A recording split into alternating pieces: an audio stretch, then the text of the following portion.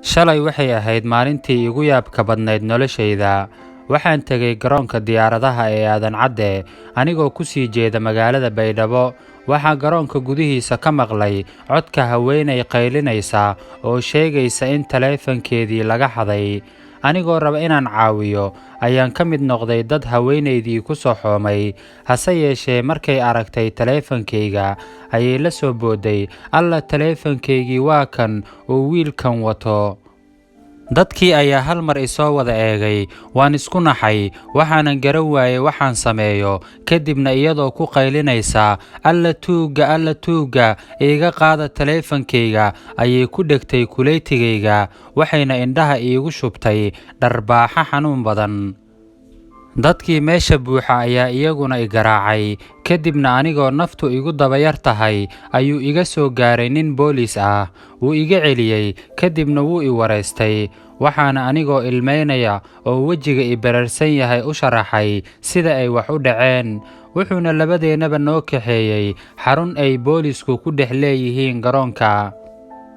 Ninkii booliiska ahaa ayaa haweeneydii taleefan kale u dhiibay, wuxuuna ku yidhi horta bal wac taleefankaaga. Way wacday, waxaana ka qabatay gabadheeda oo u sheegtay inay taleefanka guriga uga soo tagtay. Mar labaad ayay ilin iga soo daadatay, waayo waa la i jir dilay oo waa la i bahdilay oo tuug ayaa la iga dhigay. Waxaana iga tagtay diyaaraddii aan raaci lahaa. Ninkii booliiska ahaa oo ka xun wixii igu dhacay ayaa haweeneydii faray inay iga raaligeliso nabsiga ee iga gashay. Kadibna waxay iyadoo ilmeynaysa iga codsatay inaan cafiyo. Waxayna boorso ay garabka ku wadatay ka soo bixisay jeeg bangi, waxayna ku qortay $500. Kadibna inta saxiixday ayay ii soo taagtay iyadoo ilmadu tifiq ka leedahay.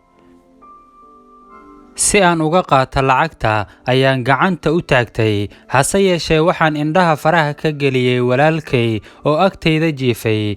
Walaalkay inta uu isku naxay ayuu hal mar qaylo ku dhuftay. Markaas ayaan indhaha kala qaaday oo ogaaday inaan riyoonayay oo aan jiifo sariirtayda. Sheekadan mala awaalka waxaa qoray oo nala wadaagay Al-Ustaad Xuseen Sabriye.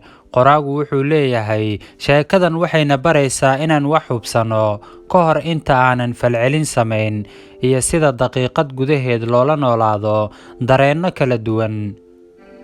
Haddaba waxaa iga su'aala daawade, haddii ay si dhaba kuu qabsan lahayd dhacdadaas oo kale oo lagugu been abuuran lahaa, maxaad samayn lahayd? Aragtidaada inoo reeb. Muuqaalkan waxaa laga yaabaa inay saaxiibada kale ka faa'iidaystaane. Inoo sheer gareeya.